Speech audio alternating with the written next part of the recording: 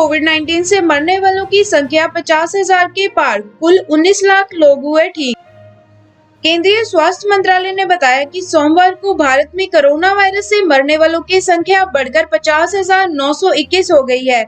वहीं डिस्चार्ज हो चुके मरीजों की संख्या 19,19,842 हो गई है।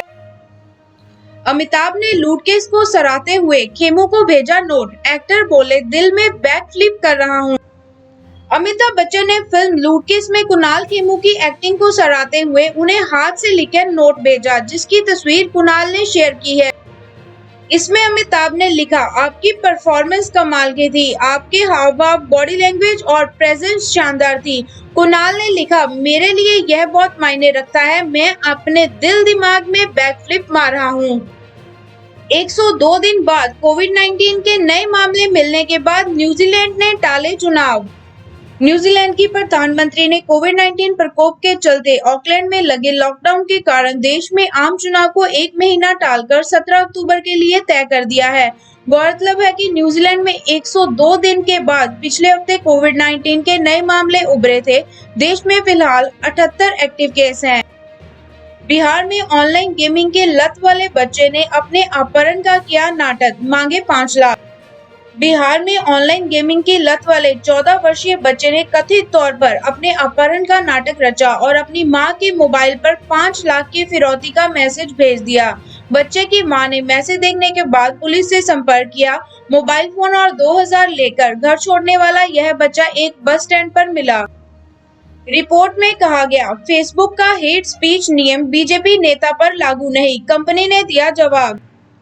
वॉल स्ट्रीट जर्नल की एक रिपोर्ट में यह कहे जाने पर कि बीजेपी नेता पर फेसबुक का हेट स्पीच नियम लागू नहीं होता, फेसबुक ने प्रतिक्रिया दी है। फेसबुक ने कहा, हम हेट स्पीच और हिंसा भड़काने वाले कंटेंट पर रोक लगाते हैं और किसी के राजनीतिक पार्टी से जुड़े होने की परवाह किए बिना यह नीतियों को लागू करते हैं। संसद की अनेक्सी बिल्डिंग की 6ठी मंजिल पर लगी आग।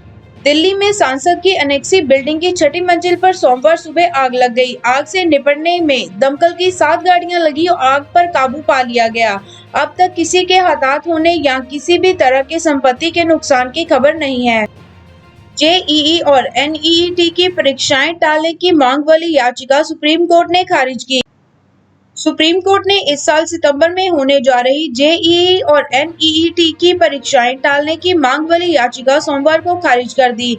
कोर्ट ने कहा, छात्राओं के करियर को संकट में नहीं डाला जा सकता।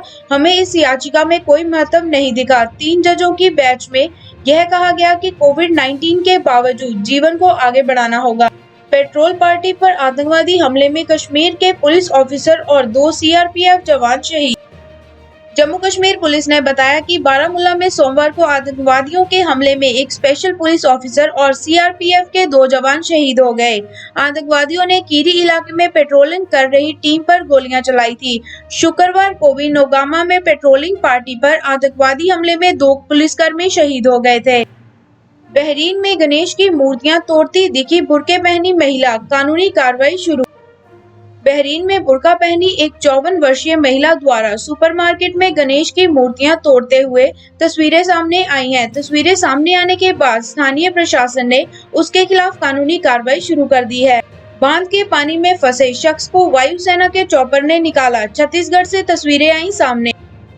वायुसेना के चॉपर ने बिलासपुर के खाटाघाट बांध के पानी में फंसे एक व्यक्ति को बचाया, जिसकी तस्वीरें वीडियो बिलासपुर पुलिस ने ट्वीट की हैं। इसमें व्यक्ति तेज बहाव के एक पेड़ में बैठा दिख रहा है। आईजी दीपांशु काबरा ने कहा, बांध में तेज प्रवाह के कारण वायुसेना से बचाव अभियान का अनुरोध किया गया था।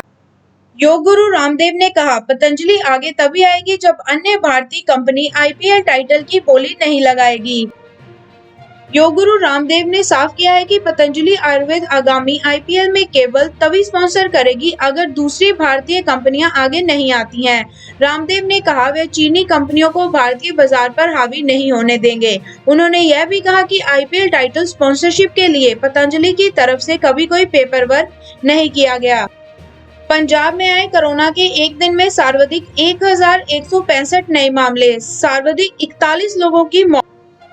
पंजाब में सोमवार को कोरोना के 1165 नए मामले सामने आए और 41 मौतें दर्ज हुई, जो कि एक दिन के सामने आए अब तक के सर्वाधिक मामले व सर्वाधिक मौतें हैं। राज्य में कोरोना वायरस के कुल मामले 31,206 हो गए हैं, जबकि मृतकों का आंकड़ा 812 हो गया है। पिछले 24 घंटे में लुधियाना में 315, जालंधर में 187, फिरोजपुर में 96 और एसएस नगर में 91 मामले मिले हैं। बिहार सरकार ने कोरोना वायरस के कारण लगाए गए प्रतिबंधों को 6 सितंबर तक बढ़ाया। बिहार सरकार ने कोरोना वायरस महामारी को देखते हुए राज्य में लगाए गए प्रतिबंधों को 6 सितंबर तक बढ़ा दिया है। इसको लेकर राज्य गृह विभाग ने नोटिफिकेशन भी जारी कर दिया है। गौरतलब है कि बिहार में कोरोना वायरस से अब तक 1 लाख से अधिक मामले सामने आ चुके हैं और 537 लोगों की मौत हो चुकी है। शरद पवार के घर पर कुक समेत 4 लोग कोविड-19 पॉजिटिव, एनसीपी प्रमुख शरद पवार के दक्षिण मुंबई स्थित घर में कुक और 2 सिक्योरिटी गार्ड समेत 4 लोग कोरोना वायरस पॉजिटिव मिले हैं। महाराष्ट्र के स्वास्थ्य मंत्री राजेश टोपे ने बताया है कि रविवार को पवार का टेस्ट कराया गया था, जो नेगेटिव आया है। उन्होंने कहा, पवार ठीक है, लेकिन हम उन्हें कहेंगे कि कुछ दिन राज्य के दौरे पर ना जाएं। जापान के आधुनिक इतिहास में देश की अर्थव्यवस्था में सबसे बड़ी गिरावट दर्ज। जापानी सरकार ने बताया है कि अप्रैल-जून तिमाही में दुनिया की तीसरी सबसे बड़ी अर्थव्यवस्था में रिकॉर्ड 7.8% की गिरावट दर्ज की गई है, जो देश के आधुनिक इतिहास में अब तक की सबसे बड़ी गिरावट है। साथ ही इसी दौरान जापान की अर्थव्यवस्था में आधे से ज्यादा योगदान देने वाली निजी खपत में 8.2% की गिरावट देखी गई है। संजय झा ने कहा, 100 नेताओं ने सोनिया गांधी को पत्र लिखकर की नेतृत्व बदलने की मांग। कांग्रेस से निकाले गए संजय झा ने सोमवार को दावा किया है कि सांसद सहित करीब 100 नेताओं ने कांग्रेस अध्यक्ष सोनिया गांधी को पत्र लिखकर राजनीतिक नेतृत्व बदलने की मांग की है। राहुल गांधी ने कहा, उत्तर प्रदेश में जातीय हिंसा और बलात्कार का जंगलराज चरम पर। कांग्रेस सांसद राहुल गांधी ने कहा है कि उत्तर प्रदेश में जातीय हिंसा और बलात्कार का जंगलराज चरम पर है। राहुल ने ट्विटर पर आजमगढ़ में दलित सरपंच की हत्या की खबर शेयर करते हुए लिखा, अब एक और भयानक घटना, सरपंच सत्यमेव ने दलित होकर ना कहा, जिसके कारण उनकी हत्या हो गई है। उनके परिजनों को संवेदनाएं। कोरोना वायरस संक्रमण के कारण हुआ टीएमसी विधायक समरेश दास का निधन। कोरोना वायरस संक्रमण के कारण आगरा विधानसभा क्षेत्र से कांग्रेस के विधायक समरेश दास का निधन हो गया है। करीब 1 महीने पहले कोरोना संक्रमण की पुष्टि होने के बाद समरेश को एक अस्पताल में भर्ती कराया गया था। विधायक के निधन पर मुख्यमंत्री ममता बनर्जी ने ट्वीट कर संवेदना व्यक्त की है। सिंघवी ने कहा, हमारे लिए सबसे बड़ा अदृश्य खतरा तुर्की, एर्दोगान पर भरोसा नहीं कर सकते।